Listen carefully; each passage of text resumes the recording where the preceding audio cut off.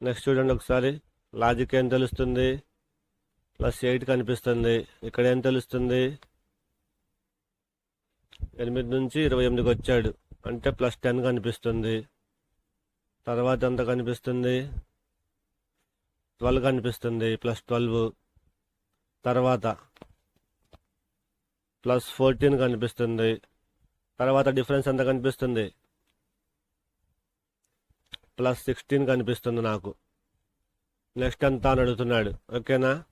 16 కాబట్టి next 18 add చేయాలి. 70కి 18 add చేసుకుంటే ఎంత వస్తుంది అంటున్నాడు. ఓకే, 88 వస్తుంది. లాజిక్ ప్రకారం వెళ్ళిపోవడమే. 8, 10, 12, 14, 16, 18 తెలిసిపోతుంది మనకు. చూడంగానే మనకి లాజిక్ ఉందా లేదా అనేది తెలిసిపోతుంది ఖచ్చితంగా.